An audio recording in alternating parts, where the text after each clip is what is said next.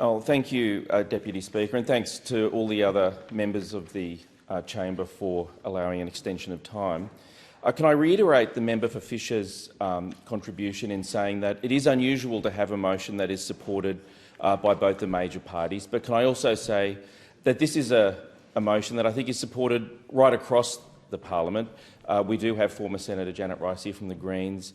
We have a member of the independent part of the parliament here, and I know that there are many independent members of the parliament who support this. So this, I think, is a motion that has truly support right across this parliament.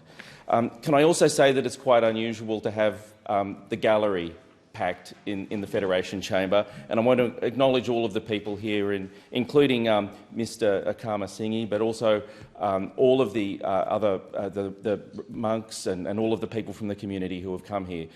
It reflects how important this issue is, that we have a packed public gallery here, and it makes today's discussion on this very important issue all the more meaningful.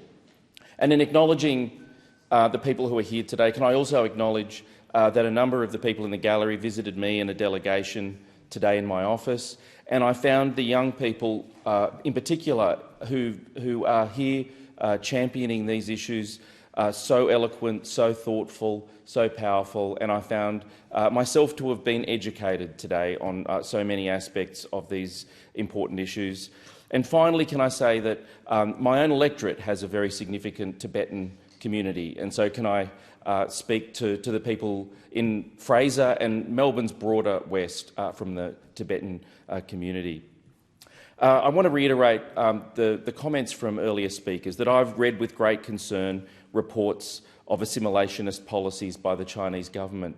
But of course that term, assimilationist, it sounds like such a euphemism. It doesn't really tell what's going on. Assimilationist doesn't reflect the human rights abuses, the oppression.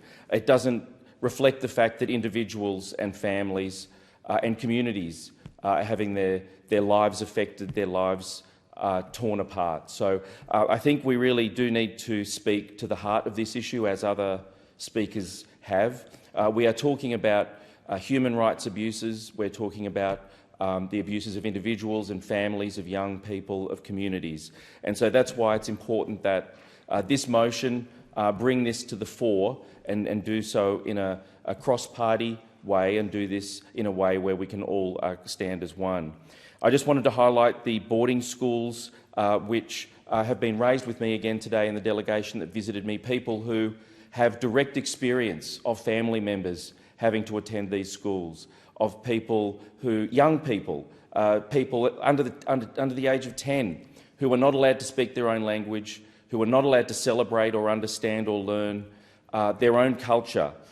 This is an insidious thing to do to young people, quite apart from the fact, obviously, that young people are being separated from their families for extended periods of time, and all the psychological trauma that involves. So that is something that this motion usefully calls out. As the member for Macquarie pointed out, on 8 July, UN rapporteurs wrote that there had been a widespread crackdown of Tibetans peacefully opposing the construction of the Kamtok hydroelectric power plant. And that's an important event in and of itself, and that kind of crackdown is a terrible thing. And I think it's important to note that. But of course, it's a reflection of a wider series of crackdowns that's going on. It's a reflection of a wider suppression of the expression of people's views that is going on. So it's a very important example, but it's one of many that the community is having to experience. And finally, can I just point out, as earlier members have pointed out, that there is religious suppression going on where people are not allowed to practice their religion. The carrying of the Dalai Lama's image has been banned. There are arrests and indeed imprisonments for people who have merely carried or celebrated that image. But again, as earlier speakers have pointed out, it is quite remarkable that the regime, the Communist Party regime, is trying to intervene in the succession of the Dalai Lama. That is quite a remarkable intervention in a process that should be all about faith and religion. religion and culture.